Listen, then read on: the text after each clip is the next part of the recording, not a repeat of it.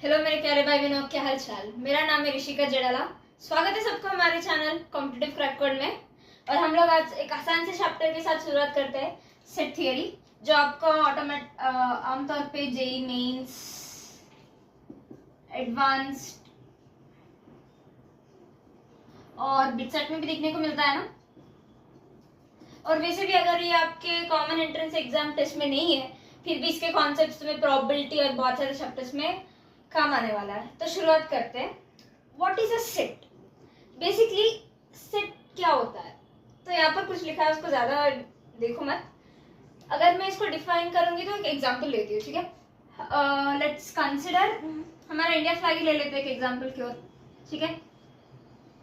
अभी India flag क्या दर्शाता है? हमारे जो भी मोटिव्स है, जो भी हम लोग कहना चाहते हैं वही तो बताते हैं। जैसे कि आप देखो यहाँ पर ऊपर का सैफरन कलर क्या दिखाता है कि हम इंडियंस कितने करेजियस है, ब्रेवरी दिखाता है ना।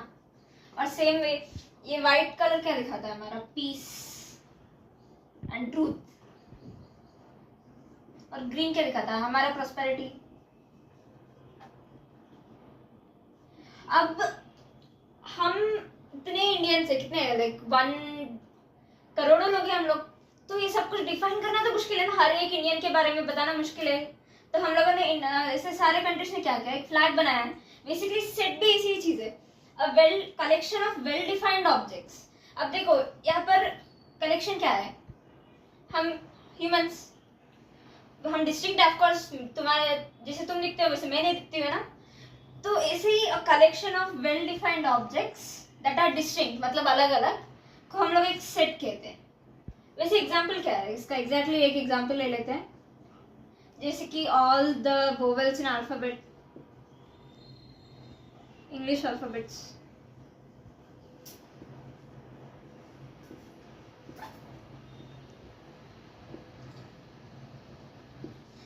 क्या है वो? ए ई आई ओ और यू। क्या ये सारी चीज अलग है? हाँ, ए ई आई और सब अलग अलग लेटर्स है। अब हम इसमें कौन सा नाम दिया है? एक नया नाम दिया हम लोगों ने, वोवेल्स। तो क्या एक सेट है? हाँ। वैसे ही अब एक क्वेश्चन पूछती हूँ मैं तुम्हें कि क्या ये सेट है कि नहीं, तुम्हें ये बताना है, ठीक है। All the bright students in your school ले लेते, तुम्हारा स्कूल ले लेते, तो क्या एक सेट है? ठीक है, मैं 5 मिनट टाइम दे रही हूँ बताने के लिए। 5 4 3 2 1। तो क्या एक सेट है? वेल एक्चुअली ये सेट ही नहीं है, क्योंकि देखो यहाँ पर मैंने बोला है, स्टूडेंट्स बोला है, ठीक है, हाँ क्वांटिटी है, सब लोग अलग है, डिस्टिंक्ट है, हाँ डिस्टिंक्ट तो है। पर जहाँ पर मैंने ब्राइट बोला ना, ये ब्राइट तुम कैसे डिफाइन कर रहे हो? क्या मार्क्स के ऊपर डिफाइन कर रहे हो, अटेंडेंस के ऊपर डिफाइन कर रहे हो, hand writing, arts, creativity, sports, किसके ऊपर डिफाइन कर रहे हो? ये चीज मैंने नहीं बताया। तो ये सेट हो सकता है? नहीं। ठीक है, ये चीजें लिख लो, मैं ये रब करने वाली हूँ। और फिर से हम लोग पढ़ते हैं रिप्रेजेंटेशन ऑफ अ सेट। ठीक है, अब हम लोग बात करते हैं रिप्रेजेंटेशन ऑफ सेट्स के लिए।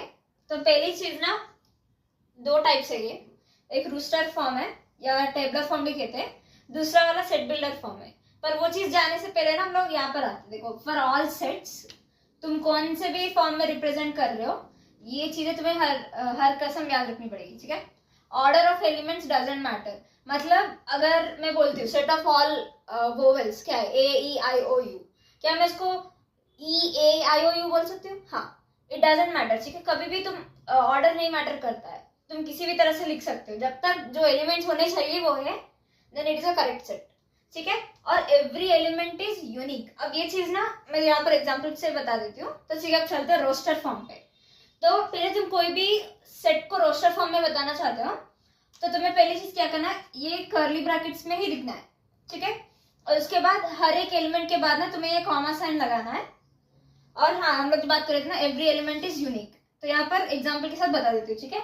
अब यहाँ पर क्या वर्ड है? कॉलेज है, तो यहाँ के एवरी लेटर को मुझे लिखना है। कौन से लेटर से? देखो सी है, ओ है, ठीक है, और एक अलग अलग क्या है देखते हैं, जी है, हाँ जी है। अब यहाँ पर देखो 2 एल है, तो क्या मैं एल 2 बार लिखूं? नहीं, जरूरत ही नहीं है।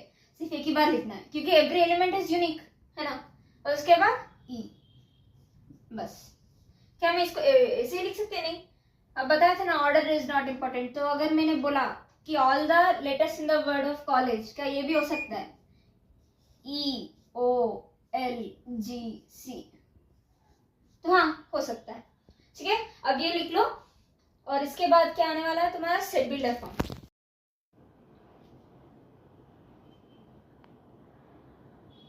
ठीक है, अब सेकेंड फॉर्म क्या है? Set builder form. तो यहाँ पर ये चीज पे बहुत ज्यादा कॉन्सेंट्रेट करो, ठीक है।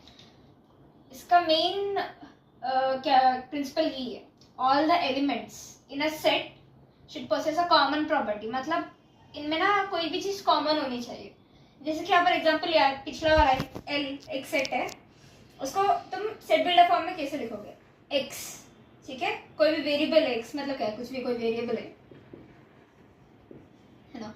सच दैट, इसको सच दैट पढ़ते हैं, is a letter in the word, word नहीं वर्ड है, इन द वर्ड कॉलेज, ठीक है। अब तुम्हें लग रहा है ये क्या लिखा है, क्या एग्जैक्टली वही है, तो मैं इसमें रोस्टर फॉर्म में भी लिख के दिखा देती हूँ, ठीक है। COLEG। एक और एग्जांपल ले लेते हैं।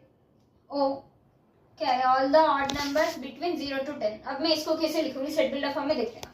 कोई भी variable x such that x belongs to 0 और x के बीच में, और यहाँ पर कौन सा कंडीशन है? x is odd.